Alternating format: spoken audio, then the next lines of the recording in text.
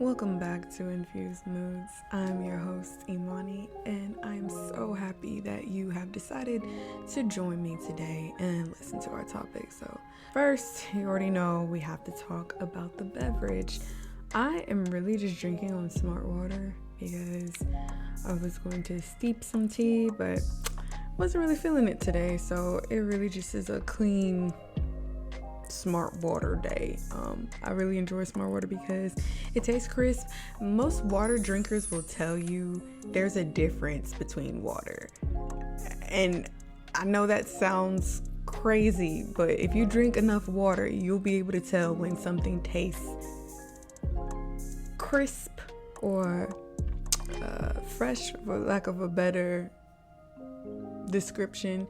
It just hits different. So one day I should probably rank my waters for y'all, and then y'all can go out for yourself and try them and let me know which waters really rock with you.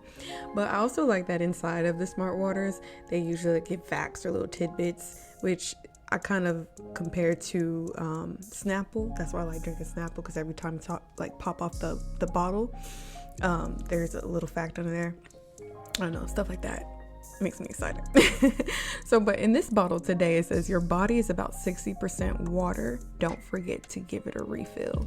And that's facts, smart water. Thank you. And I'm going to be infusing with Tiffany Nikes by Wale.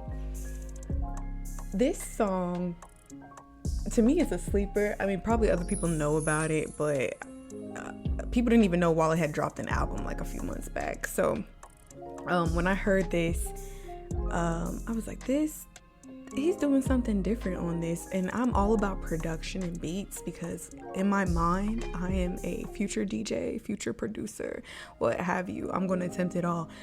So I was like, man, that's a beat that I would have made. And then his flow on there is ridiculous. And low-key, in my mind, I'm also a rapper. So, the whole thing is just vibing with me. It's just speaking to me. So, yeah, that's what I'm infusing with today to go along with this wonderful topic of procrastination. Listen, procrastination, defined by Oxford, is the action of delaying or postponing something.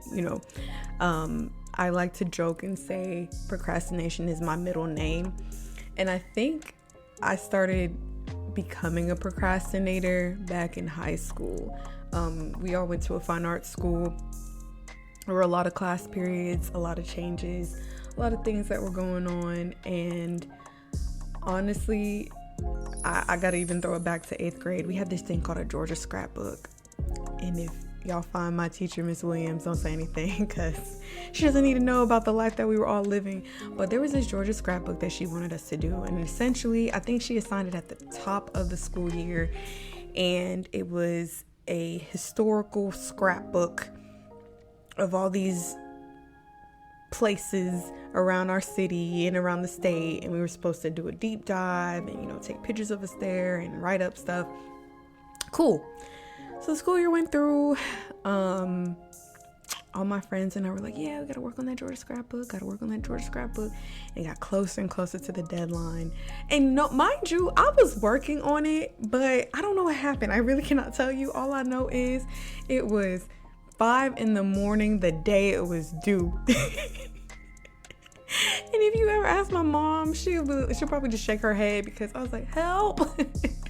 I spent the weekend before trying to get all the pictures. And I mean, I wasn't the only one, my whole class. Does that make it right? No, but that means there was something to it. Where everybody was just trying to rush around and get it done at the 9th hour. And I mean, I was gluing, I was cutting, I had my mom doing things, I was putting it together. I was so sick. So sick, but it got turned in on time. Okay, so that's what it is. And I think ever since, I've just had a very interesting dynamic with procrastination.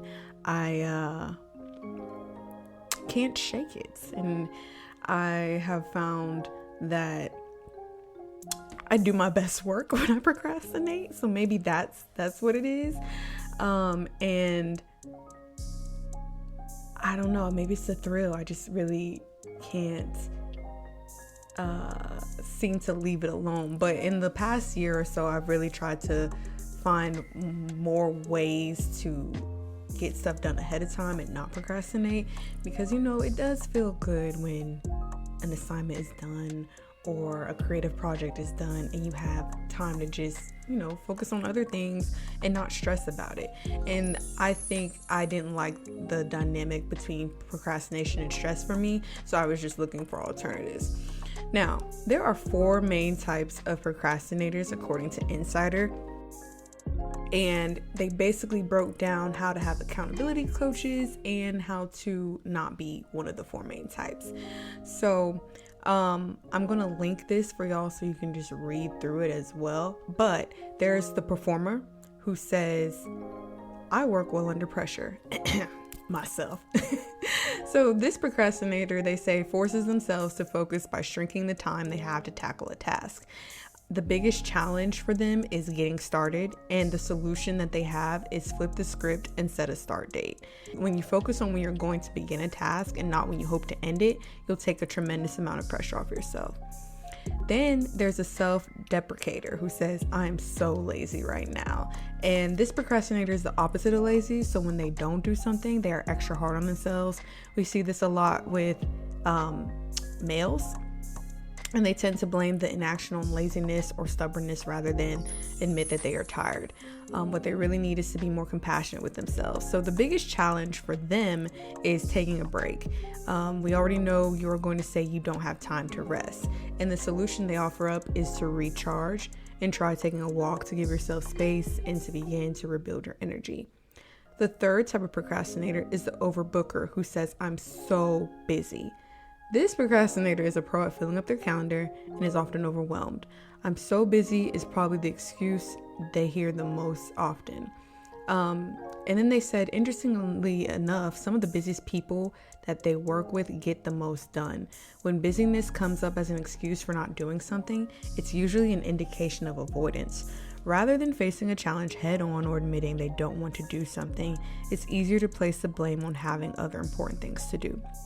So the biggest challenge for that procrastinator is creating chaos to avoid facing what you know you need to face right now. They offer the solution of taking a moment of introspection and ask yourself, what am I really avoiding? Then the last type of procrastinator is the novelty seeker who says, I just had the best idea. So this procrastinator has a terminal case of shiny object syndrome. They're constantly coming up with new projects to take on and then getting bored with them a week later. They're intrigued by the latest trend and will be quick to implement but not follow through. The biggest challenge for that type of procrastinator is completion, and the solution that is offered is make it stick. Literally, write down new ideas or projects on a sticky note, but don't pursue them until you finish what you are currently working on. So when I found this article, I think it was in the middle of the Pangea, because I think for me, when we had all that time, it was a glorious time to be away from responsibilities. But then when we had to come back and then you had to multitask and make things work while also being remote, I found I was kind of struggling a bit. So I was like, is this normal? Am I really a procrastinator, or am I just using it as a cop-out or something? Am I not managing my time right? What's really going on here? And it's kind of interesting because oddly enough, I'm a mix of a lot of these types. I can't really say I'm the overbooker, because if you look at my work schedule, one day we can talk about it, people book me. So there's really no way I cannot be booked, but I try to manage by going like, what's important right now? What's the priority? What can I get accomplished? So I really can't relate too tough to that. But the other 3, I'm definitely a mix. I always get kind of like I wouldn't say a squirrel brain, but if something else pops up as far as an idea where I'm like, oh, I like this, I have to either get on it or I need to write it down. And that's kind of the idea that I took from the suggestions that they had for novelty seeker.